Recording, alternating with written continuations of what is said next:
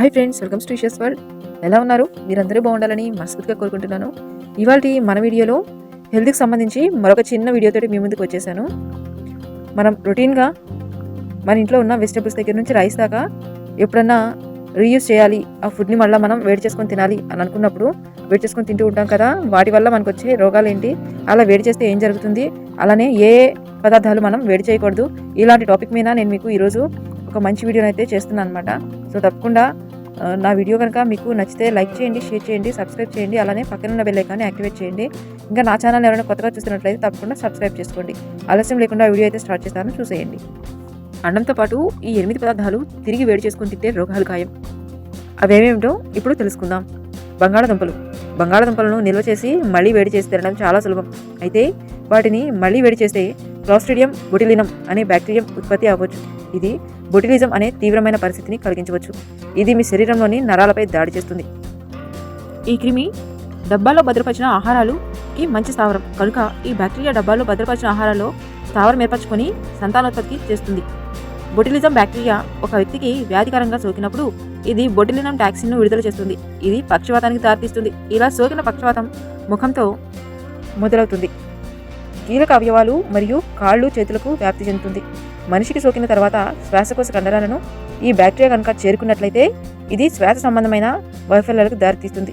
కాబట్టి మనం ఎంత వీలైతే అంత మనం వీటిని డబ్బాలో స్టోర్ చేయకుండా ఎప్పటికప్పుడు ఫ్రెష్గా వండుకొని మనం డైట్లో కనుక తీసుకుంటే బెటర్ అని అయితే చెప్తున్నారనమాట.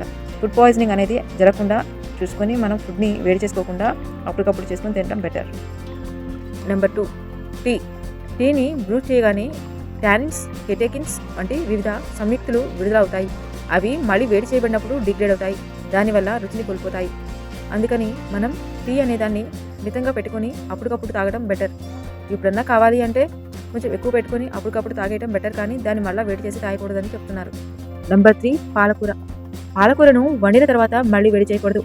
ఎందుకంటే ఇది అధిక మొత్తంలో నైట్రేట్లను కలిగి ఉంటుంది. అవి మళ్ళీ వేడి చేయబడినప్పుడు హానికర నైట్రేట్లుగా మారతాయి. ఇవి ఆరోగ్య సమస్యలను కలిగించవచ్చు. ప్రత్యేకించి చిన్నారులు మరియు వృద్ధాప్యంలో ఉన్నవారు వీటిని తీసుకోకుండా ఉండటం మంచిది. అప్పటికప్పుడు చేసుకుని తిన్న ఆహారం అయితే తినవచ్చు, కానీ ఇలా 1-2 సార్లు మనం వేడి చేసుకుని తినడం వల్ల చాలా ప్రమాదాలను అయితే ఎదుర్కోవాల్సి వస్తుంది. నెంబర్ 4, వంట నూనెను మళ్ళీ వేడి చేయడం వల్ల ఇది మరింత కార్సినోజెనిక్గా మారుతుంది, అంటే ప్రమాదకరంగా మారుతుంది అని అర్థం. ఇది ఉబ్బసం మరియు గుండె వ్యాధులు, మధుమేహం వంటివి కలిగించే వాపును కలిగించగలవు. నూనెను ఎక్కువసార్లు వేడి చేస్తే మరింత ప్రమాదకరం మరియు విషపూరితమైనది మరియు కార్సినోజెనిక్గా మారి కాలక్రమంలో ఆరోగ్యంపై ప్రమాద ప్రభావం చూపుతుంది. సో చూశారు కదా ఫ్రెండ్స్, తప్పకుండా వంట నూనెను మాత్రం అస్సలు మనం రీయూజ్ అయితే చేయకూడదు. అంటే వేడి చేసి మళ్ళీ దాన్ని ఇంకొక కర్రీలో కానీ వంటలో కానీ వాడకూడదు. చాలా జాగ్రత్తగా ఎప్పటి నూనెను అప్పుడు మనం వాడుకునేలాగా ట్రై చేయండి.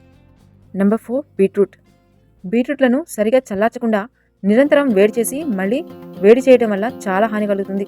నైట్రేట్లుగా మారి తర్వాత నైట్రోజమైస్గా మారతాయి. ఇవి ప్రమాదకర కార్సినోజన్గా ప్రసిద్ధి చెందినవి. సో తప్పకుండా మీరు ఈ బీట్రూట్లను వేడి చేసి చల్లార్చి మళ్ళీ వేడి చేసి చల్లార్చి మాత్రం వాడుకోవద్దు.